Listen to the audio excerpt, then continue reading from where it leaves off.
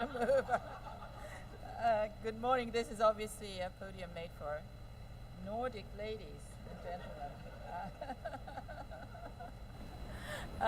Good morning. I'm Sakiko Fukuda-Parr, and it's wonderful to see all of you here and to welcome you to this two-day conference on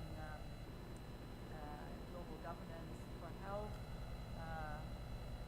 political origins of health inequities, and universal health coverage. As you all know, universal health coverage is this sort of buzzword of the day, and there's a lot of debate about how to conceptualize it and how to arrange it in terms of its scope, its population coverage, its financing arrangements, and so forth. But this conference is about something a little bit different from the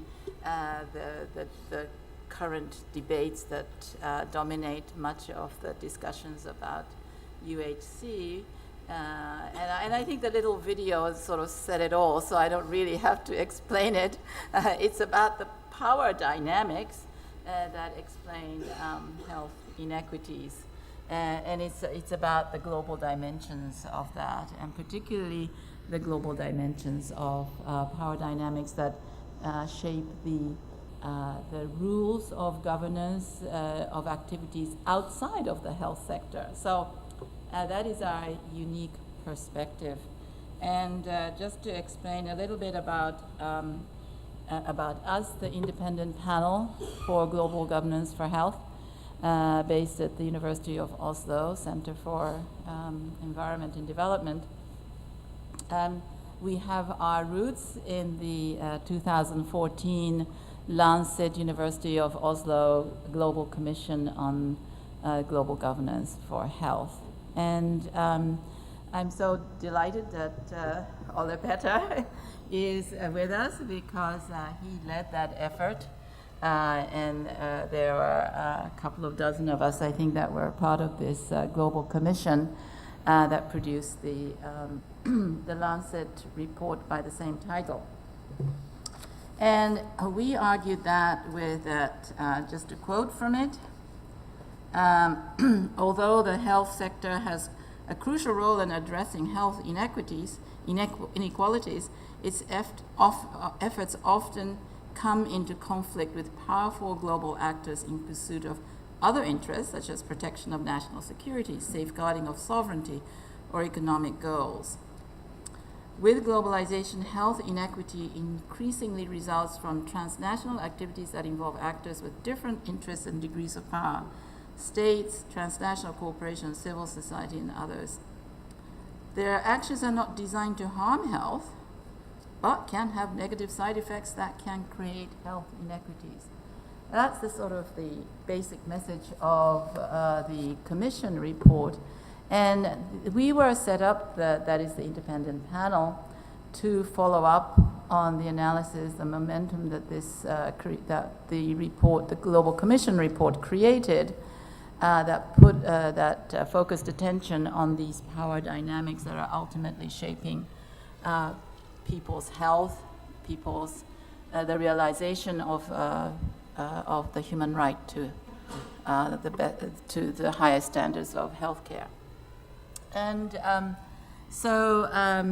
this is the first we have been working for the last couple of years, but we decided to take a track, a different track, that instead of publishing our own papers, we would actually hold conferences that would bring people who have been working on these issues together and convene meetings that would facilitate a conversation amongst those of us who cared about the right to health and were interested in understanding these power dynamics.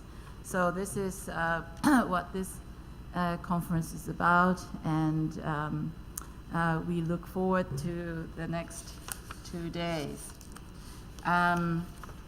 We have a very full schedule ahead of us. that's self-evident in the program.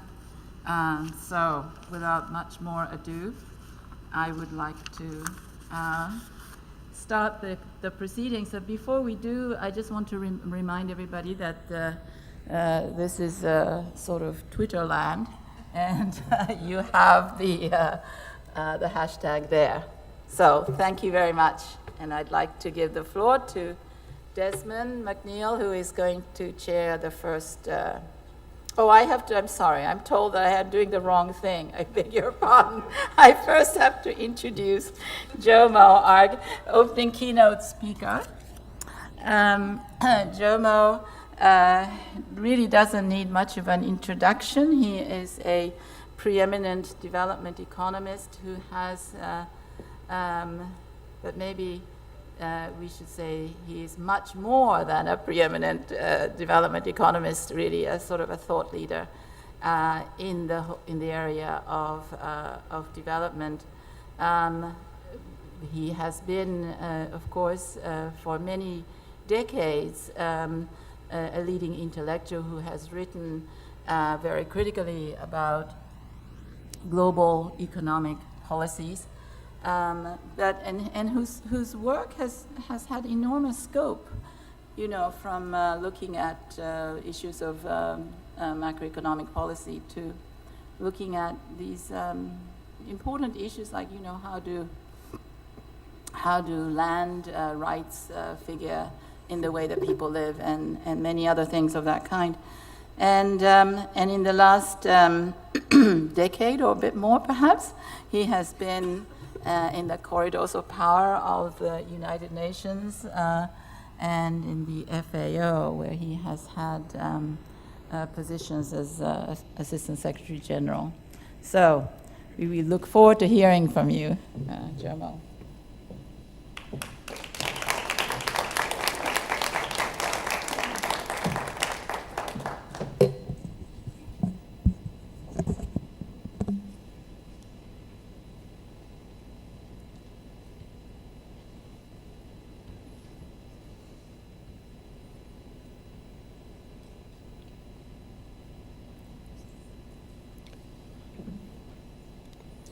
Thank you very much, Sakiko, and thank you very much to the organizers for inviting me to be with you this morning. I'll be here throughout the conference, but my speaking slot is for the next few minutes. I actually prepared 48 slides, and I obviously will not have time to present them, but I thought even before speaking to my slides, I might say a couple of things about my own experience. I think Sakiko is very kind, but exaggerates that we were walking the corridors of power. I'm not even sure we had all that much influence. But one moment when we did have some influence was after the 2008 crisis, when we were able to shape things very, very briefly, when there was a great deal of confusion. And I must say that the Norwegian authorities at that time did contribute to try to open up the space for us at the United Nations. But that moment was very brief, and as you know, it was lost.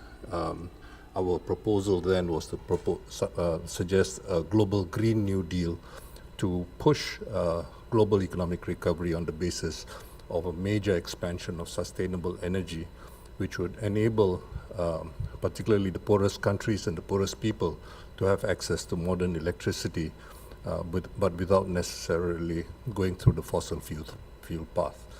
But I would also like to mention a little bit about my brief experience. I organized the Second International Conference on Nutrition in 2014 while I was at the Food and Agriculture Organization, together with our colleagues at the WHO.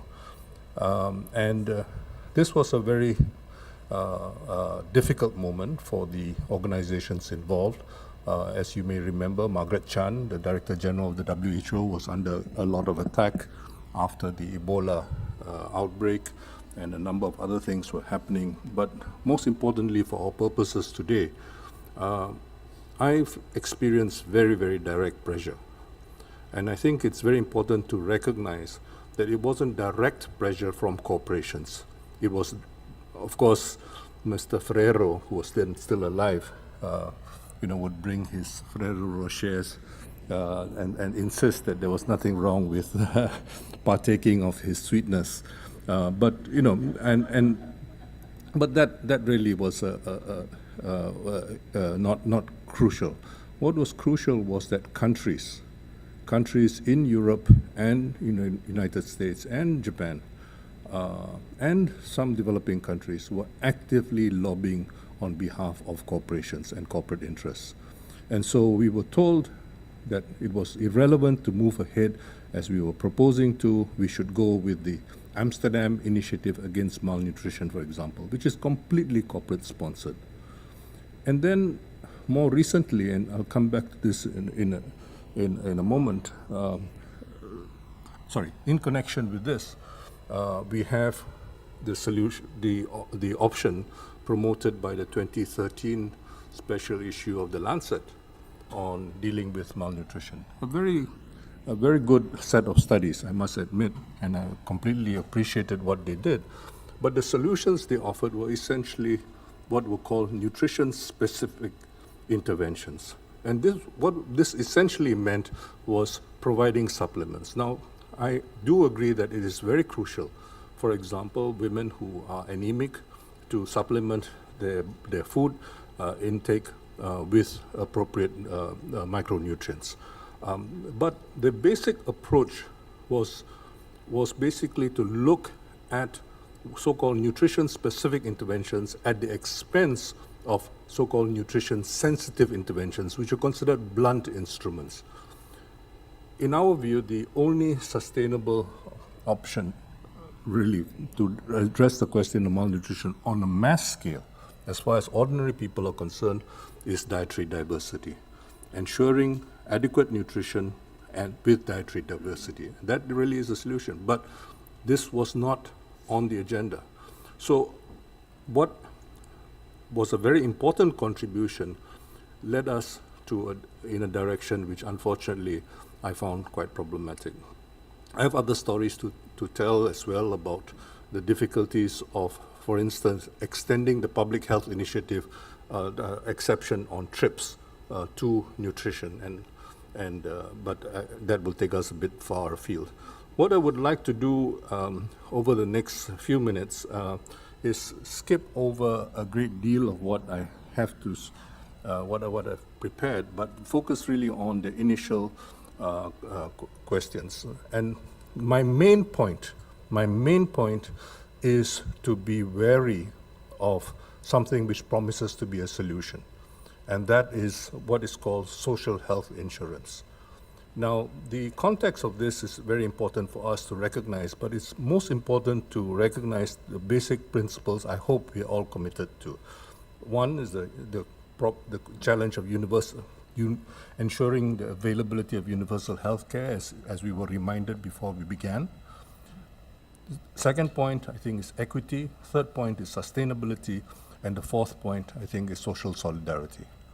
Now, to be fair, social health insurance promises social solidarity and cross-subsidization, but it is not equitable, and I'm going to argue that it is not sustainable for reasons which have to do with its nature.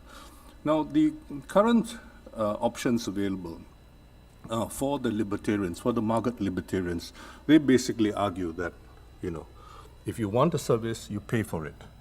And the question of risk pooling should not even arise. We all have different fates, and that's too bad if some people have worse fates than others. But that's and the question of ensuring universal access doesn't even cross their minds. That's not what the market system is about. It's somehow other with market equilibrium being achieved. It's supposed to magically achieve this, but there's no serious attempt to try to address it. Now, if we look at healthcare system models, there are a number of different experiences which are the subject of a great deal of discussion, partly because at least 3 of them are Anglophone. Okay, so we're basically talking about the US experience, the German experience, the UK experience, and the Canadian experience. And Sakiko has reminded me about the importance of considering the Japanese experience, but I've not brought that into the discussion. I don't have time to elaborate on that, but I think it's important to recognize that there has been, particularly in the last 3 to 4 decades, with the push towards privatization, increasing, if I may put it, a dualism which has emerged in healthcare in many countries, including middle income, upper middle income countries. And here we have, as a consequence of this, an increasing polarization of healthcare. And this is being exacerbated by the popular middle class perception, if I use the word rather loosely, of that private insurance offers a superior option. So for those who can afford it, they go for private insurance because they feel that the public options are usually inadequate or substandard.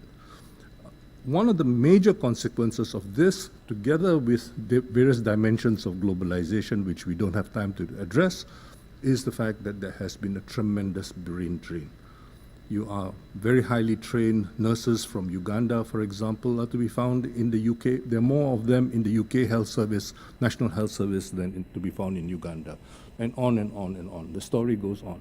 So you find that if we are going to see a globalization of services, that globalization of services, especially with in our aging societies, is going to involve a tremendous transfer of health resources from the south to the north. And even within the south, you can see some of the trends which are already beginning to take place. Now, this obviously has very, very important consequences for any attempt, any pretensions to try to achieve universalities. Now, some of the problems I'm going to discuss here are very specific to the context in which I've been thinking about some of these issues, which is the Malaysian context.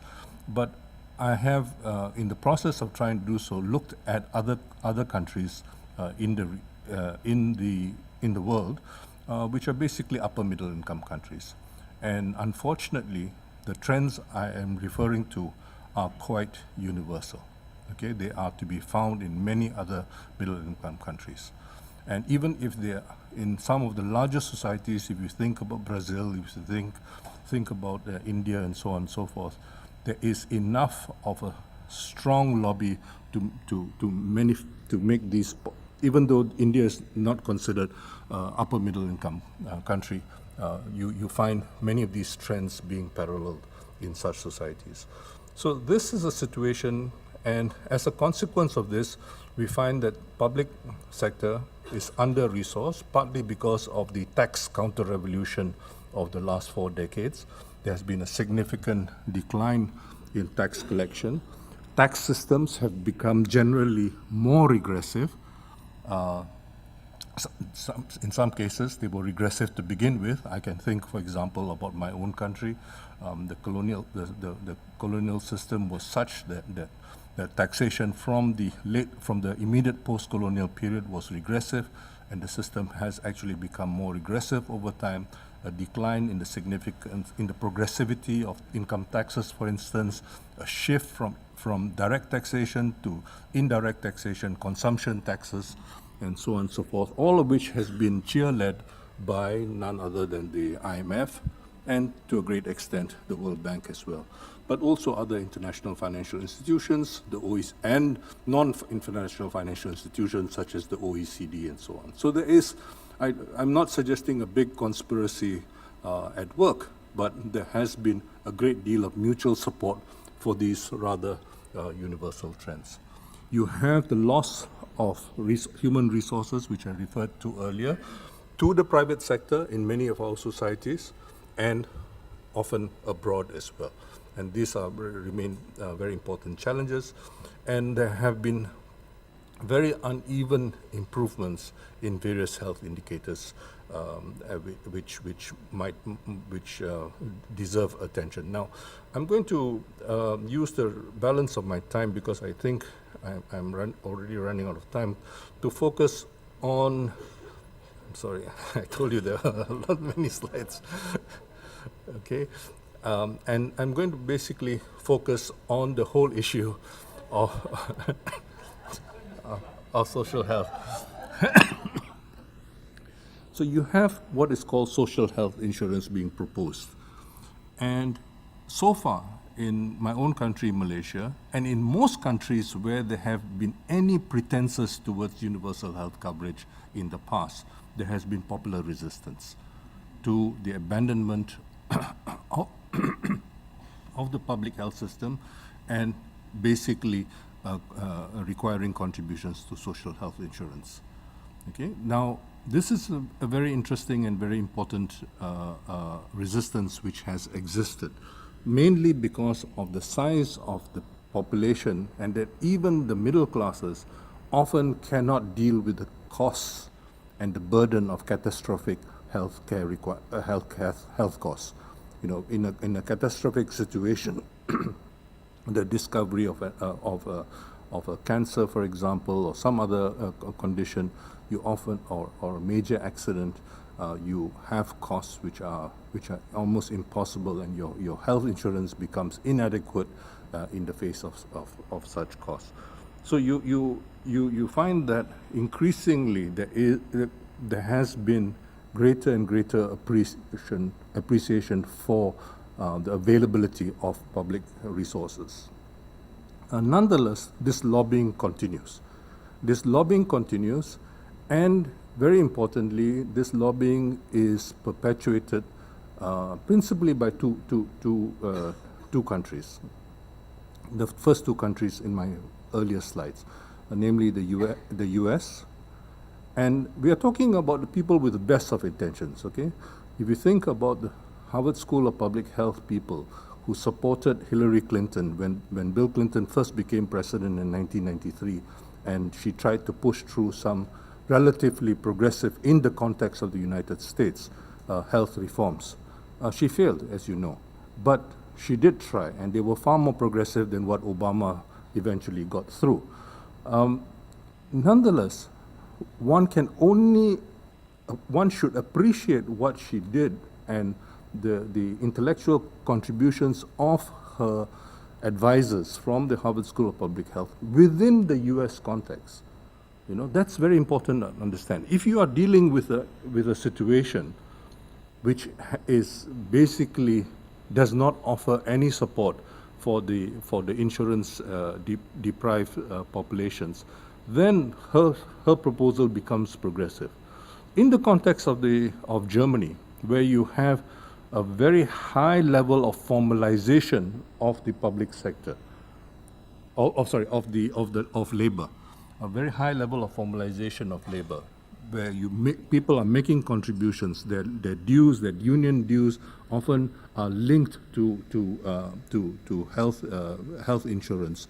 Then that kind of situation, in the case of Germany,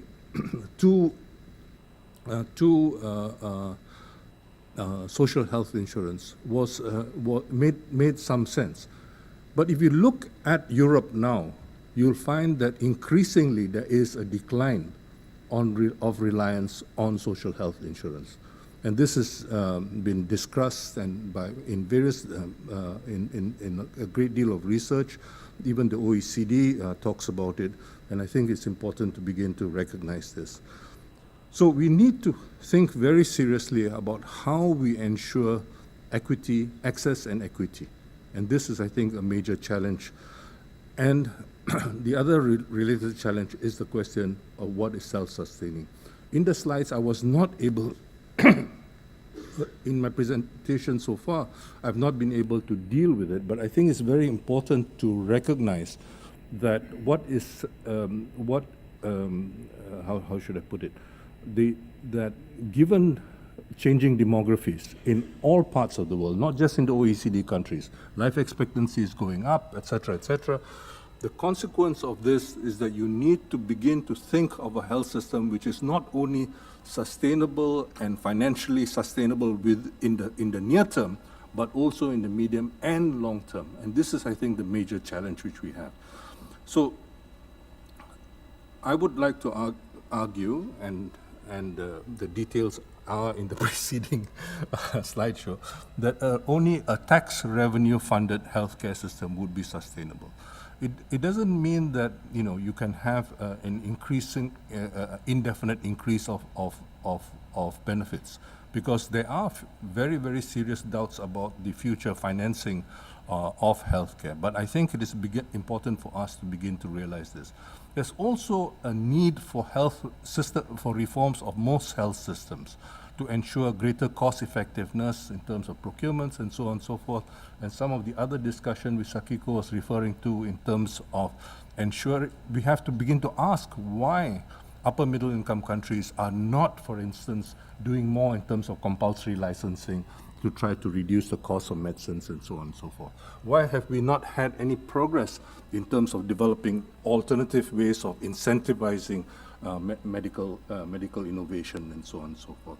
So the question of ensuring equity, of access, equity, and quality is the major challenge, and it is best served, in my view, through a revenue-based financing system.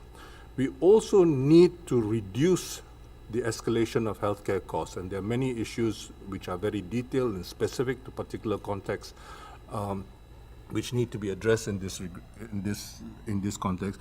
But I want to emphasize that social health insurance, while very attractive at one level, is actually fundamentally misleading, because it threatens to introduce a whole layer of what might be termed an insurance bureaucracy, because having a whole number of actuaries and others who are involved in the whole system of insurance, as we well know from the United States, but also from many other societies, is not costless. It's far from costless, and it's likely to escalate. And when these costs become high, then you have new pressures to further compromise and reduce the quality of healthcare. So this is a challenge before us, and I realize that I've gone sort of all over the place in terms of raising issues, but I think this is the nature of the work which you're trying to address over the next couple of days. Thank you very much for your attention.